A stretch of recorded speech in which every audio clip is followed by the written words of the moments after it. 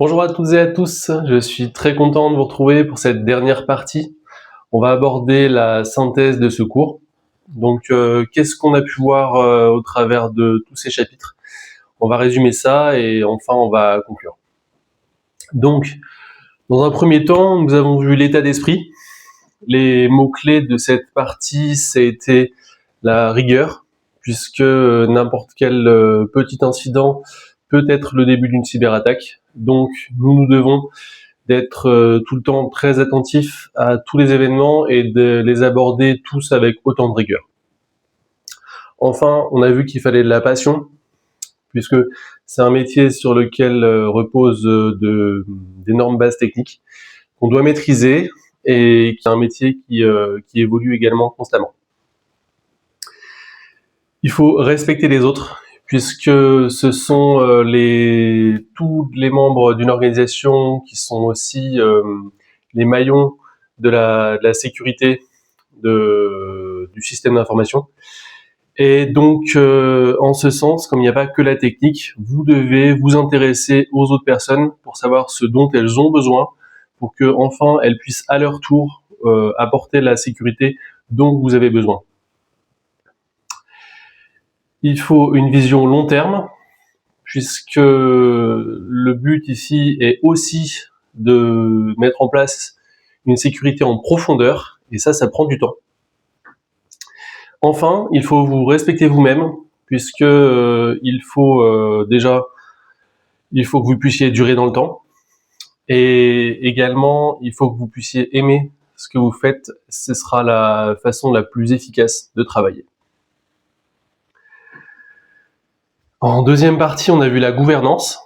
Donc, dans la gouvernance, on a vu qu'il fallait pouvoir prendre du recul pour comprendre dans quel contexte on évoluait,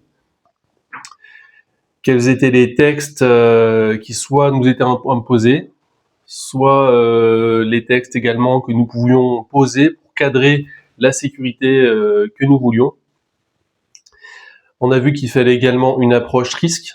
Ça permet d'objectiver et de mettre de l'efficacité là où il y en a vraiment le plus besoin, sans se perdre. On a vu également qu'il fallait sensibiliser et former, puisque, comme je viens de le dire, la sécurité repose sur des techniques, mais aussi énormément sur de l'humain. Donc il faut former et sensibiliser toutes ces personnes. On a vu également qu'il fallait une bonne communication et un bon reporting. Dans la troisième partie, on a vu les objectifs de la sécurité opérationnelle, notamment le fait qu'on était là pour assurer la pérennité de l'entreprise, de l'organisation, de faire en sorte que son système d'information d'aujourd'hui puisse être prêt pour les enjeux d'aujourd'hui et de demain.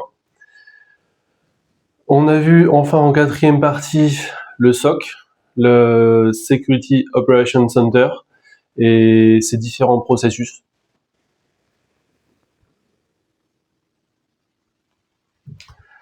Enfin, on a vu les différents outils du SOC, notamment l'EDR, qui permet d'avoir une surveillance en continu des terminaux, et également une surveillance comportementale.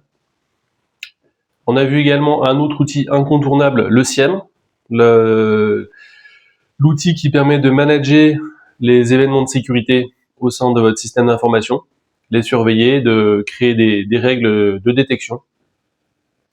On a vu la CTI, donc le renseignement sur la menace sous différentes formes. On a vu le maintien en conditions de sécurité, qui permet d'avoir pour nos actifs un niveau de sécurité optimal en fonction des menaces d'aujourd'hui. Et comment maintenir ces conditions de sécurité.